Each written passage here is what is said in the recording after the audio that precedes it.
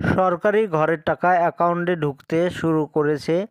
তো সরকারি ঘরের টাকা আপনি পেয়েছেন কি পাননি, তো সরকারি ঘরের ফাইনাল লিস্টে আপনার নাম আছে কি নেই, এই লিস্টে যদি আপনার নাম থাকে তাহলে অবশ্যই আজও কালও আপনার অ্যাকাউন্টে টাকা ঢুকবে।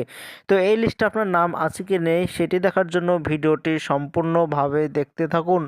আমাদের এই চ্যানেল থেকে অনলাইনে সব রকমের তথ্য সবার আগে দিয়ে থাকি। চ্যানেলটিকে সাবস্ক্রাইব করে পাশে থাকবেন যাতে নতুন নতুন তথ্য সবার আগে আপনার কাছে পৌঁছে যায়। সরকারি ঘরের টাকা ইতিমধ্যে অনেকের অ্যাকাউন্টে টাকা ঢুকে গিয়েছে। প্রথম কিস্তির টাকা 60,000 টাকা অ্যাকাউন্টে ঢুকে গিয়েছে। তো এই প্রকল্পের নাম মুখ্যমন্ত্রী মমতা বন্দ্যোপাধ্যায় দিয়েছে বাংলার বাড়ি প্রকল্প। এই প্রকল্প থেকে 12 লক্ষ মানুষকে ঘর দেওয়া হবে। দু কিস্তিতে টাকা দেবে। প্রথম কিস্তিতে 60,000, দ্বিতীয় কিস্তিতেও 60,000, টোটাল 1,20,000 টাকা করে দেবে। তো অনেকেই অ্যাকাউন্টে টাকা পেয়েছে, অনেকেই পাননি। যারা যারা টাকা পাননি এই লিস্টে নাম আছে কি সেটি দেখতে থাকুন। ঘরের লিস্টে আপনার নাম দেখার জন্য মোবাইল কিংবা কম্পিউটার থেকে যে কোনো একটি ব্রাউজার ওপেন করতে হবে। সার্চ অপশানে এসে লিখতে হবে প্রধানমন্ত্রী আবাস যোজনা।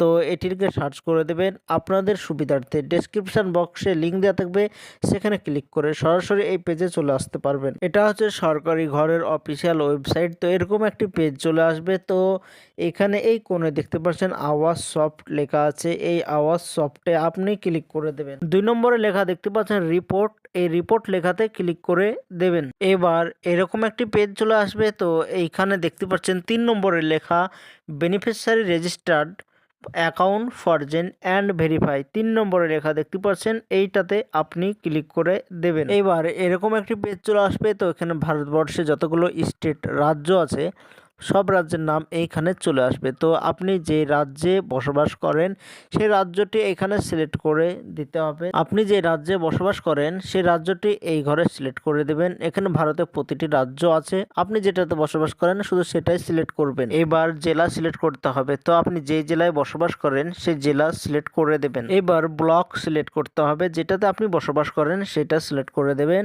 এবার যেই পঞ্চায়েতের আন্ডারে আপনি বসবাস করেন সেই পঞ্চায়েত গ্রাম পঞ্চায়েত সিলেক্ট করে দেবেন। এরপরে নিচে যে ক্যাপচার কোড দেখতে পাচ্ছেন এই ক্যাপচার কোড সঠিকভাবে ফিল আপ করে দেবেন, দিয়ে সাবমিট অপশানে ক্লিক করে দেবেন।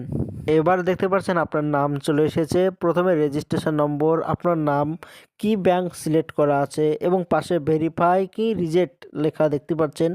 যেগুলো ভেরিফাই লেখা আছে সেগুলো ভেরিফাইড হয়ে গিয়েছে, আর যেগুলোর পাশে রিজেক্ট লেখা আছে সেইগুলো বাতিল করে দিয়েছে।